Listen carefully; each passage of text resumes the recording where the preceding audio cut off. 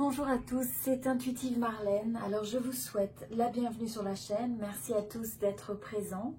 Et je vais regarder avec vous les énergies de la semaine.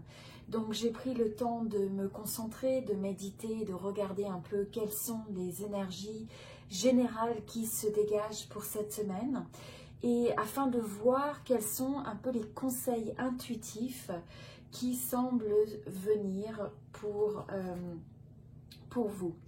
Alors, la première chose que nous avons, le premier message intuitif, c'est le fait que tout est une expérience et que tout est neutre en soi. Vous le teintez de votre état d'esprit, de votre point de vue, selon ce que vous vivez et selon les circonstances. Donc finalement, c'est de se rappeler qu'à chaque fois que vous passez à travers une situation dans la vie, au travers de vos contacts avec les autres, eh bien, il n'y a rien de mal ou de bien en soi. C'est toute situation et circonstance est neutre, mais c'est la manière dont on regarde et qu'on interprète ces situations qui vont faire qu'on va les estimer positives ou négatives. Donc c'est un petit peu le filtre finalement à travers lequel on regarde la vie et à travers lequel on va ressentir les choses et ressentir les expériences.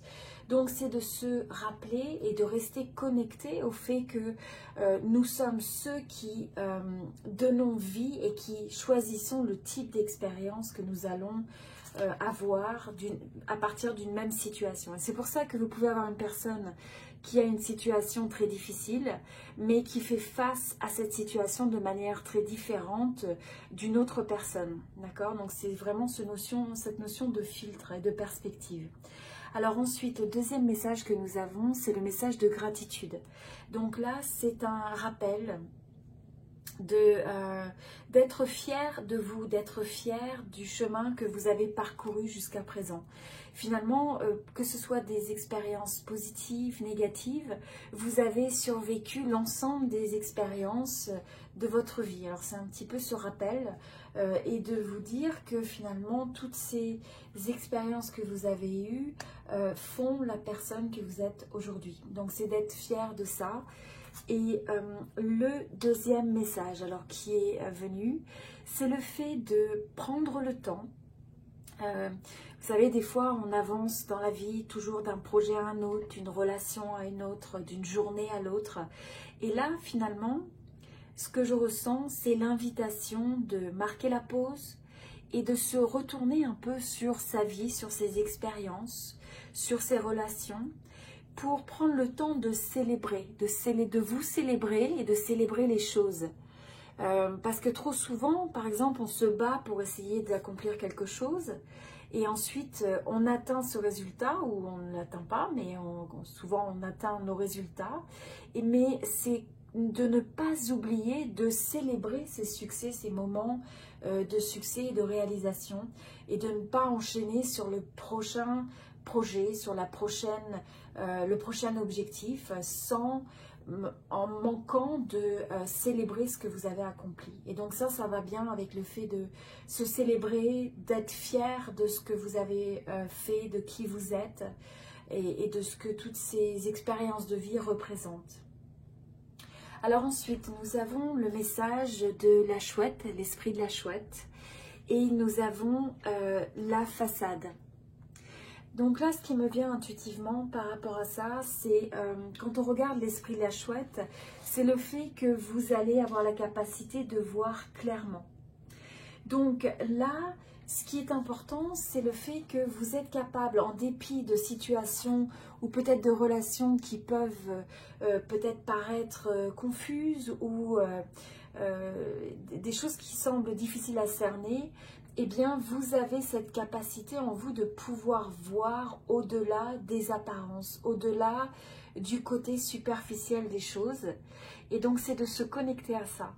Maintenant, le fait d'avoir cette capacité de pouvoir peut-être ressentir facilement les émotions des autres, d'être capable de capter un petit peu ce que les gens ressentent, quelles sont leurs intentions, quels sont leurs agendas, eh bien, ça peut être aussi un sentiment qui peut être un petit peu lourd à porter des fois, parce que finalement, quand on ressent fortement l'énergie des autres, des intentions des autres, eh bien, c'est quelque chose qui peut parfois drainer ou qui peut vous demander beaucoup d'énergie. Donc là, le conseil intuitif que je ressens par rapport à ça, c'est le fait de prendre le temps de s'ancrer, donc de s'ancrer soi-même, de revenir vers soi, de presque se recharger, préférablement je dirais au contact de la nature, puisque la nature a cette capacité de nous recharger naturellement, mais ça peut être toute forme d'activité qui vous donne l'impression de vous recentrer dans votre champ énergétique, dans votre propre... peut-être dans votre cœur aussi, de telle sorte que vous ne soyez pas, que vous ne vous sentiez pas débordé par votre capacité de pouvoir percevoir les choses qui sont autour de vous. Hein. Donc là, ça c'est un conseil intuitif que je ressens fortement et ça va vous apporter en fait une certaine notion de paix intérieure, de pouvoir refaire ça.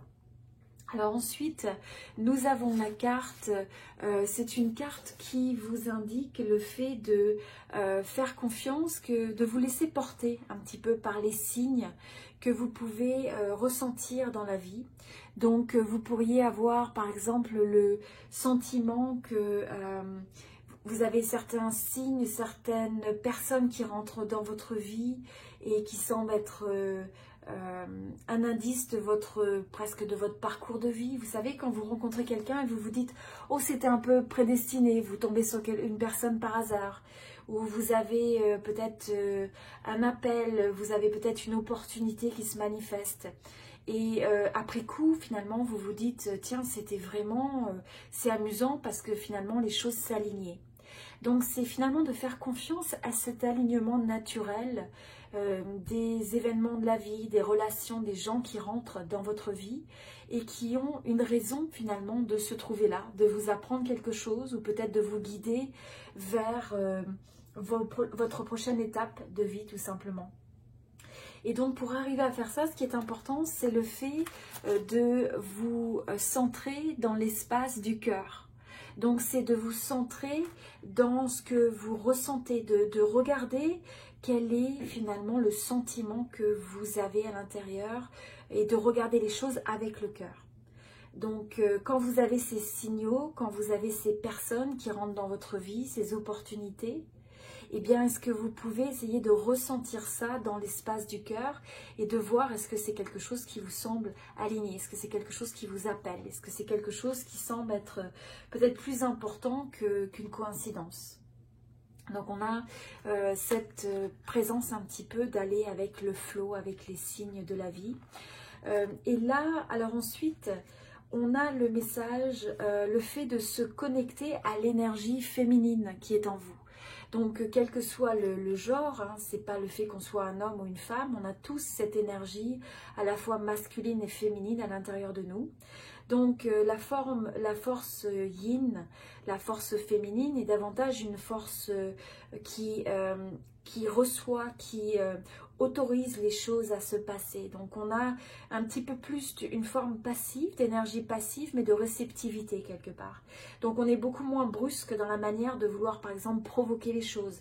Donc si vous regardez ça même dans la manière de vivre dans votre quotidien, c'est d'être un peu moins dans une énergie où on essaye absolument que les choses se passent parce qu'on essaye de provoquer les choses. Et à la place, on se met dans un mode réceptif où justement on est à l'écoute et on est réceptif des signes qui peuvent se manifester dans notre vie, au travers des personnes qui rentrent dans notre vie, au travers, comme je disais, des opportunités, tous ces petits événements de la vie qui peuvent apparaître comme des coïncidences et qui ne le sont peut-être pas, et d'avoir cette capacité de regarder avec l'énergie du cœur. Donc là, c'est aussi l'énergie féminine, c'est une énergie assez forte, une énergie de cœur, et donc nous avons tous à l'intérieur de nous.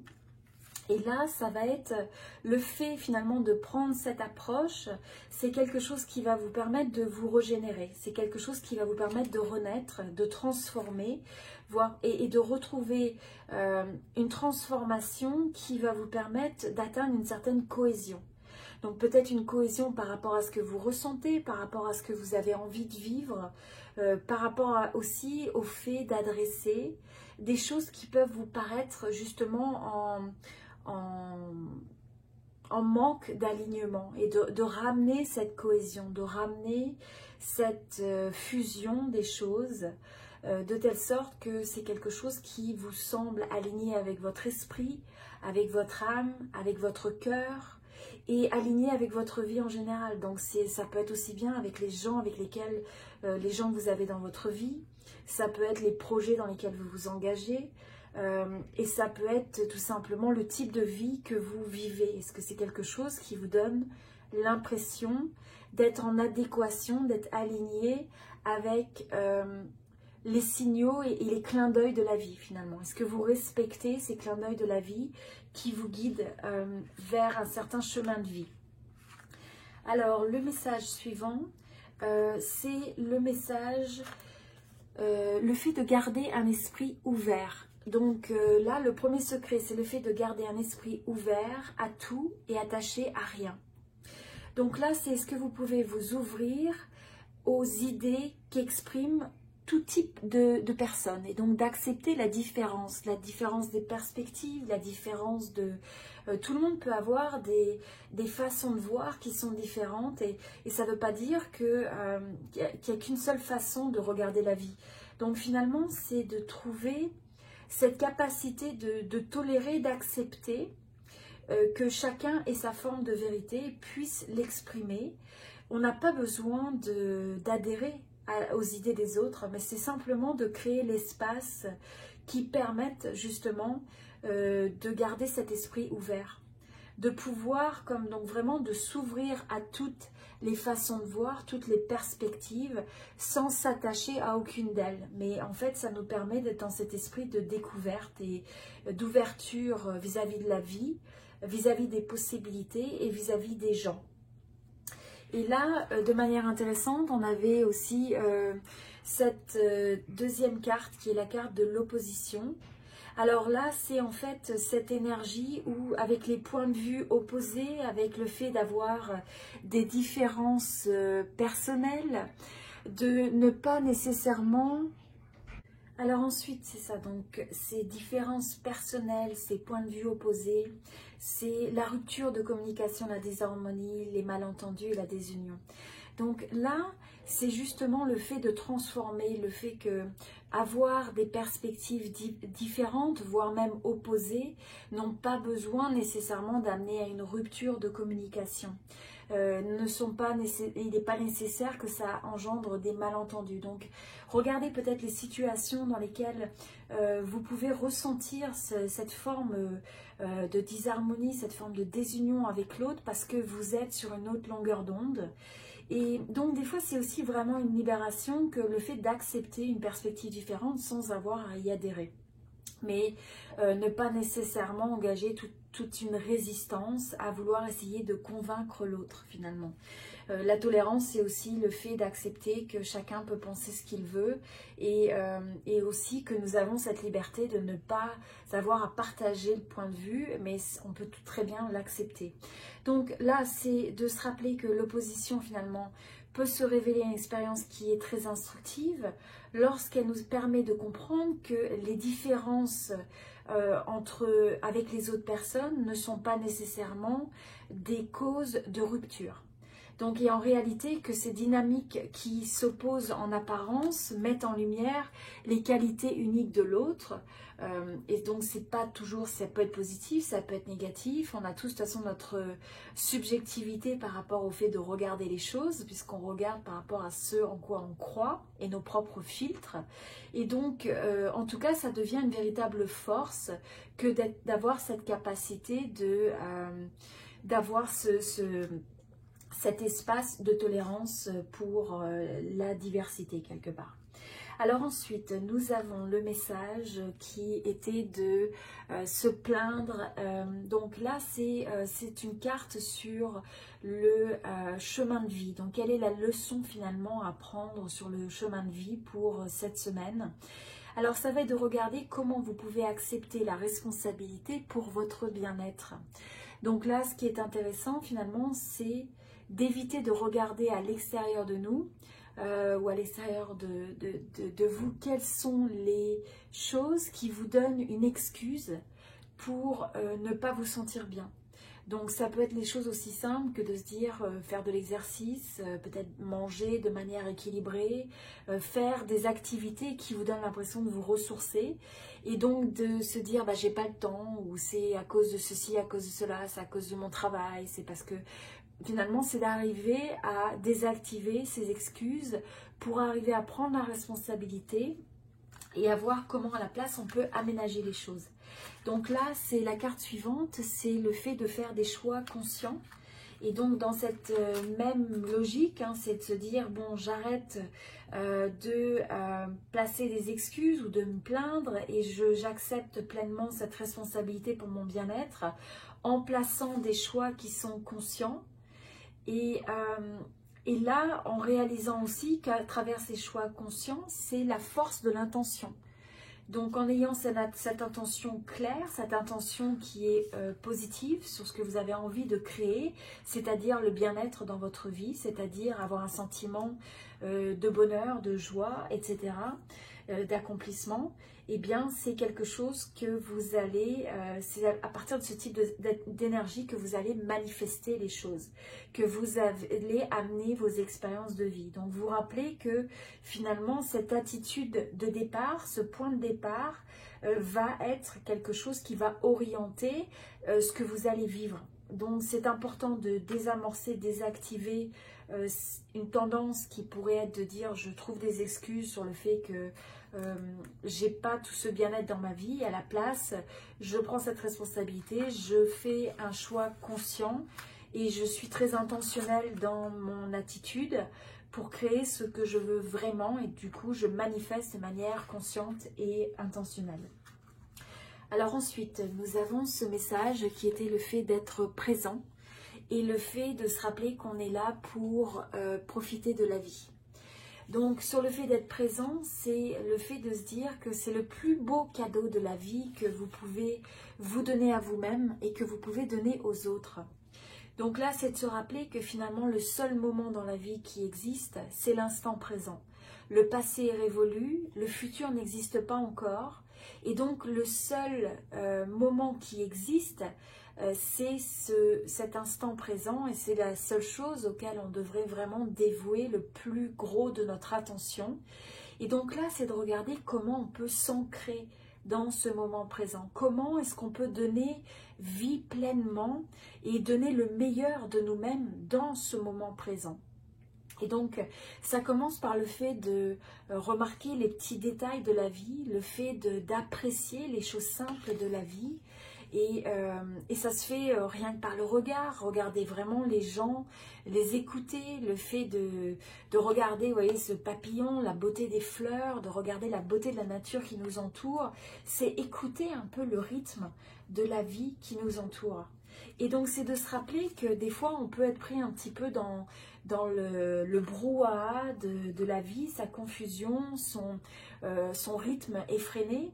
Et donc, c'est de se rappeler qu'avant tout, on est là pour profiter de la vie, pour passer un bon moment, pour être capable de sentir la senteur des fleurs, être capable de sentir cette joie de vivre, prendre le temps de rire, prendre le temps de se connecter à l'autre. On n'est pas là pour souffrir. On n'est pas là pour le fait de toujours se sentir en attente d'autre chose.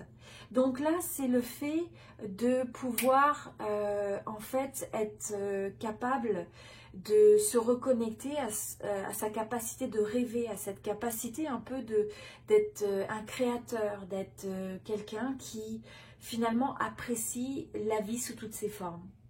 Et donc d'être présent dans ces moments, dans chacun de ces moments de vie. Alors ensuite, le message suivant, c'était le message du pouvoir. Alors le pouvoir dans le sens de se sentir fort, de rentrer dans cette capacité que vous avez de faire face à la vie, de faire face peut-être à des challenges que vous avez cette capacité à l'intérieur de vous qui est très robuste, cette forme de résilience qui fait partie de la nature humaine finalement et auquel il est important de se reconnecter, de trouver cette force de donner vie aux choses, d'être vraiment dans votre force de vie. Et donc là, on a encore le 29 qui nous donne le 11, donc c'est cette force, ça va être la force d'être pleinement en vie, de donner vie aux choses qui vous font, qui vous tentent, les projets que vous avez envie de réaliser, les expériences de vie que vous avez envie de vivre, d'être vraiment pleinement dans votre présence quand vous êtes connecté à l'autre. Et donc là, le message suivant, c'est aussi de vous poser la question, imaginez un instant, quel serait le scénario si toutes les choses de l'univers, toutes les choses qui vous entourent dans votre environnement, marcher et s'aligner pour être favorable en fait. Comment, à quoi ça ressemblerait votre vie si tout ce que vous anticipiez finalement, tous les scénarios où les choses se passent au mieux. Et est-ce que vous pouvez jouer un petit peu à ce jeu de dire et si les choses se passaient mieux? Et si cette relation se passait mieux, eh bien à quoi ça ressemblerait? Et si ce projet qui me tient à cœur pouvait se réaliser, à quoi ça ressemblerait? Et si j'avais confiance en moi, qu'est-ce que je ressentirais?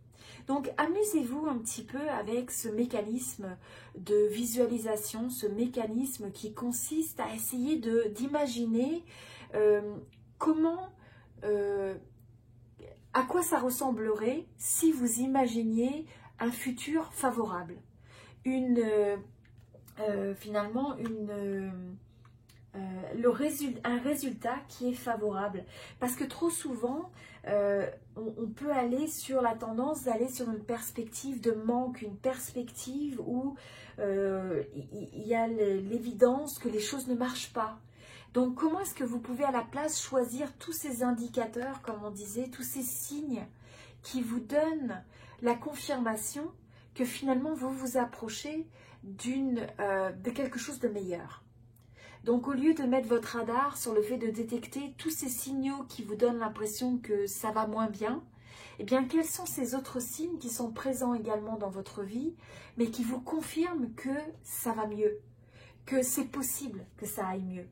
Donc, essayez de jouer à ce jeu du « et si ». Et ensuite, vous avez le message intuitif, si vous choisissiez dans chaque instant d'avoir une histoire qui vous donne la sensation de vous sentir mieux. Donc, au lieu d'avoir cette histoire qui est défavorable, vous savez, vous racontez une histoire que vous avez vécue avec quelqu'un, sur un projet, sur une expérience de vie quelconque, et vous pourriez avoir plusieurs façons de la raconter, cette même histoire. C'est un petit peu comme cette perspective qu'on apporte à la vie, où on peut regarder de manière très négative toutes les choses qui se sont passées, ou alors même dans une circonstance qui peut être difficile, eh bien on raconte cette histoire en regardant les choses qui étaient quand même positives, les choses qu'on a pu apprendre, les gens qui étaient peut-être là pour aider, les choses que vous avez découvertes sur vous-même et sur la vie, sur les autres. Donc, comment est-ce que vous pouvez transformer le type d'histoire que vous racontez sur votre vie, sur ce que vous vivez au quotidien? Et que ce soit des histoires qui vous portent, que ce soit des histoires qui soient optimistes, que ce soit des histoires qui vous donnent un bon sentiment finalement. Et que vous puissiez cultiver ce sentiment positif. Alors ensuite, le dernier message intuitif, le dernier groupe de messages, c'était le fait de faire de la place. Alors là, c'est de faire du ménage peut-être dans votre vie, dans vos affaires. C'est vous demander un petit peu, vous comprendre aussi que des fois, il faut savoir se séparer de certaines choses pour faire de la place aux nouvelles choses. Donc c'est d'avoir cette réflexion, aussi bien sur les choses matérielles, peut-être sur les rêves que vous avez, et de pouvoir recréer cet espace pour que les choses puissent se redévelopper, pour que de nouvelles opportunités puissent fleurir. Peut-être des nouvelles relations, peut-être des nouvelles amitiés. Et donc, des fois, c'est aussi la raison pour laquelle on peut se sentir perdu ou ne pas voir de solution à un problème, eh bien, c'est le fait qu'on manque de se séparer des choses. Donc, c'est l'exercice de mettre un petit peu dans cette petite barque les choses qui ne nous servent plus, qui ne vous servent plus, pour pouvoir les déposer, les laisser partir au gré du flot. Et de pouvoir remercier finalement ces expériences, ces connexions, ces relations, ces expériences de vie pour ce qu'elles vous ont apprises, mais reconnaître que certaines de ces expériences n'ont plus lieu d'être. Et donc c'est de lâcher prise pour pouvoir inviter de nouvelles connexions, de nouvelles expériences dans votre vie et des expériences d'un nouveau niveau finalement qui vont vous permettre de grandir. Parce qu'en faisant ça, vous voyez, le conseil suivant, c'est le fait que vous allez faire place à la renaissance. Donc, c'est d'accepter que certains événements difficiles, ou des fois aussi, c'est le fait de savoir clore un chapitre qui était très heureux, qui était très positif, mais qu'on a dû fermer parce que la vie change, peut-être quand ces relations ne font plus partie de notre vie pour une raison ou pour une autre, ou ces personnes ont disparu de notre vie, ou peut-être simplement ce sont des expériences de vie et des projets qui sont révolus. Et donc c'est d'être capable de boucler les choses, de fermer des chapitres, pour être capable de renaître, pour être capable de réinjecter ces nouvelles énergies de renaissance, de régénération, comme on disait, qui vont vous permettre de vous retrouver davantage en cohésion avec ce que vous avez besoin de vivre à ces moments présents. Et donc vous allez voir que vous pouvez aussi, grâce à ça, avec ce lâcher-prise, avec cette forme de détoxer votre vie aussi, donc on avait la carte de détox, ça peut être une détox, comme je disais, des expériences, des relations, certaines qui sont révolues, qui ont simplement besoin d'évoluer. Et donc c'est d'accepter ça sans souffrir, sans s'attacher de manière obstinée, de manière têtue à ces expériences du passé, mais à la place de reconnaître le courage que ça prend de des fois passer à une autre étape dans notre vie, mais aussi de reconnaître toutes ces possibilités qui sont aussi associées au fait d'ouvrir un nouveau chapitre, d'ouvrir une nouvelle phase dans votre vie.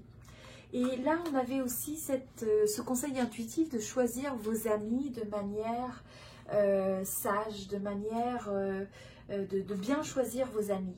Alors là, c'est aussi pour moi, ça représente ce conseil de bien regarder les gens qui vous entourent.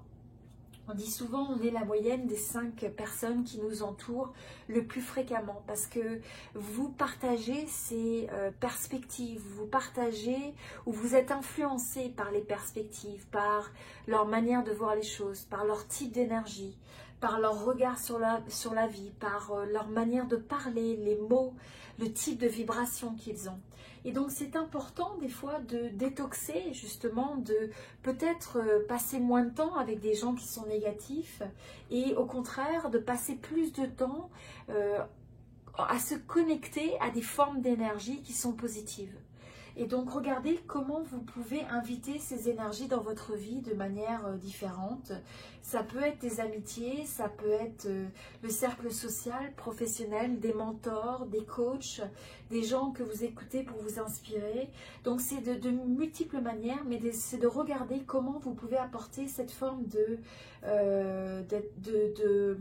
régénération pour vous trouver encore plus en cohésion avec cette énergie de la vie, où vous recevez, où vous passez aux étapes supérieures, vous vous affirmez et vous regardez la vie d'une manière où vous avez un choix conscient, où vous êtes intentionnel sur la nature des expériences de vie que vous voulez créer dans vos relations et dans les types de projets aussi dans lesquels vous vous engagez, dans les types d'activités dans lesquelles vous engagez votre temps.